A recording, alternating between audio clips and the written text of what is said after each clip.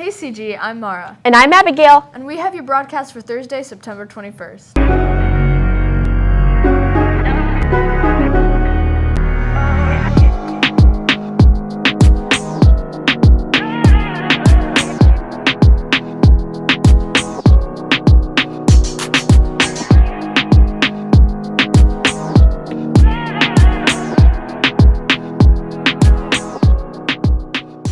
If you've been down in the athletic area this year, you've probably noticed the construction happening outside the gym.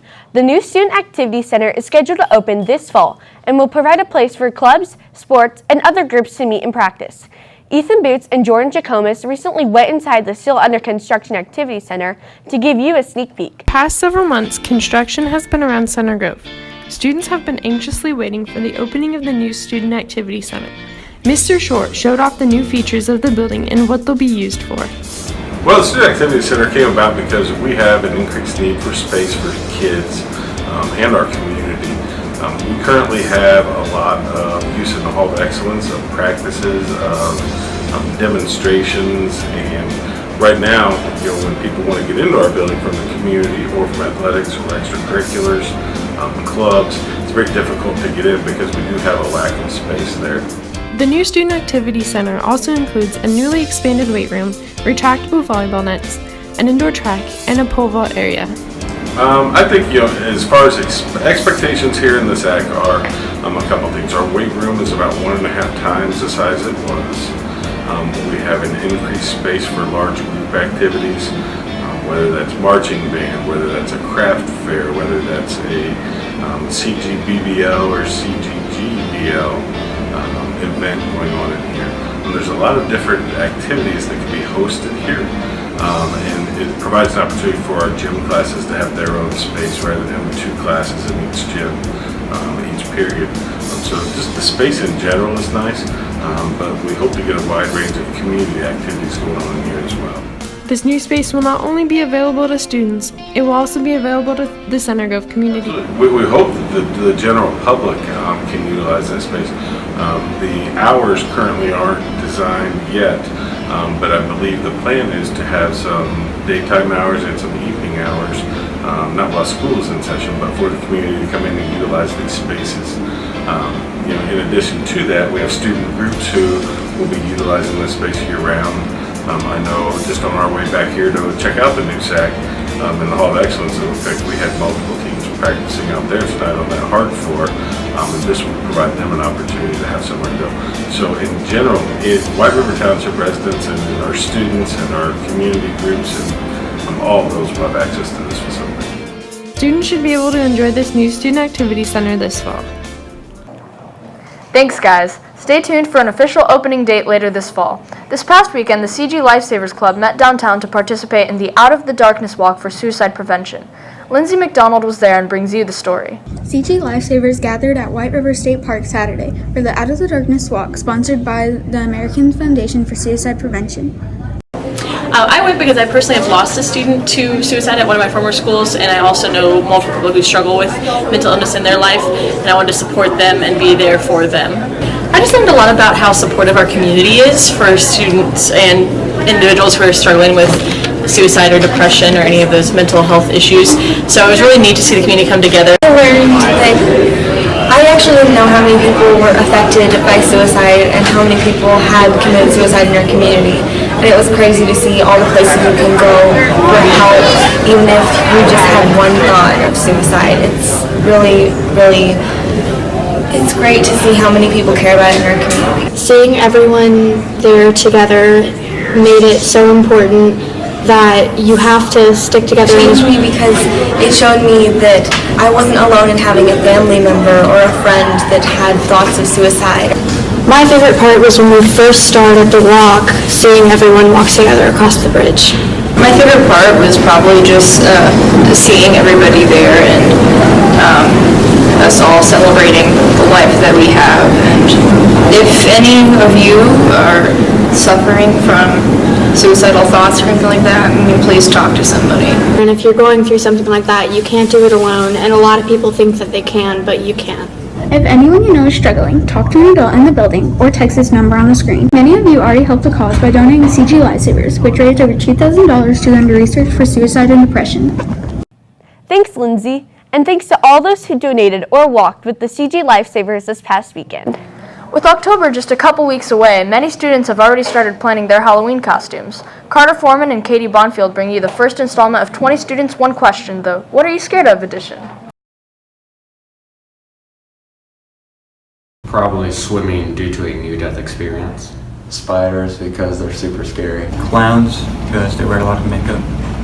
Heights. I was never really tall in elementary school, and I like to climb the playground a lot, and I always jumped off, and then one day I rolled my ankle, and from that point forward I've always hated heights. I'd have to say snakes on a plane, just cause.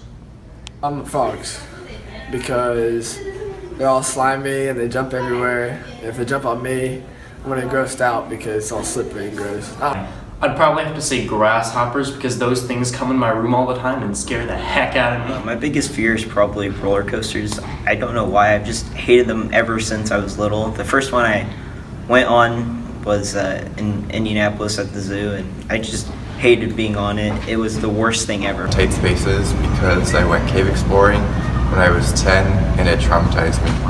Heights is probably my biggest fear. Because, I don't know, I don't like falling. My biggest fear is drowning because you're not able to breathe. Probably natural disasters because I've been hearing a lot of bad stuff on the news lately. Sleepwalking because you don't know what you're going to do when you're sleepwalking. Clowns, and I think they look really creepy. My biggest fear is like an elevator breaking and falling because I can go paralyzed or die. My biggest fear is spiders because I got bit once when I was 10.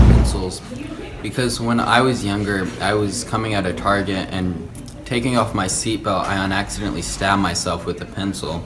And I have a tattoo for life to prove it.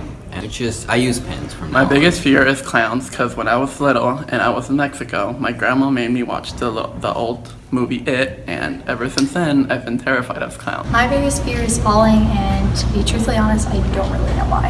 Afraid of student drivers because they're dangerous. Thanks, guys. Now we go to Sophie with our sports report for the day.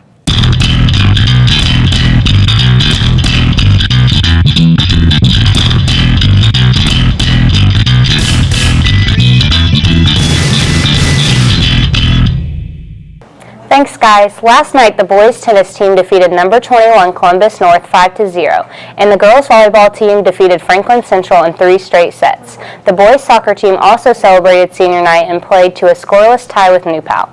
Tonight, boys and girls soccer goes on the road with the boys traveling to Southport and the girls heading to Brownsburg, while the volleyball team will be at home against Bloomington South. Also a reminder to all senior football players, if you would like to be a part of the pep rally dance with the varsity dance team and the cheerleaders, then you must attend the practice today during Star in the Vandy Gym, and next Tuesday and Thursday in the West Gym. If you do not attend these practices, you will not be allowed to perform during the pep rally. And speaking of football, make sure you pull out your neon out of your closet in preparation for tomorrow's football game at Lawrence Central. There are pre-sale tickets on sale for $6 in the athletic office until 1:30 tomorrow. Also, any student who plans to be on the wrestling team this winter needs to turn in their practice pack order forms to Coach Hoover by next Friday. And now we head over to Eli and Emily with your club announcements. Thanks, Sophie. First, we have several homecoming announcements as we prepare for next week. If you'd like an awesome homecoming t-shirt like ours, you can buy one during lunch this week for just $12. A big shout out to Rachel Krause who designed this year's shirt. Also, be sure to save the date for the homecoming dance, which will be held next Saturday in the West Gym at 7 p.m. Tickets will be for sale for $10 next week during lunch, or it can be purchased at the door next Saturday for $15. Students must have a random drug testing form on file in order to purchase a ticket. Also, guest forms can be picked up from Mrs. Cornett in the guidance office. Next week also will be the return of Powder Puff football. The first 35 girls from each grade to sign up using this QR code will participate. Teams will practice on Monday and Tuesday of next week before playing on Wednesday evening. If you have any questions, see Mrs. McMahon or Coach Moore. Timmy Global Health runs free health clinics in Ecuador, Guatemala, and the Dominican Republic. The club is sponsoring a supply drive through next week to collect travel-size sunscreen and lotion, paper towels, Kleenex, Post-it notes, and glasses.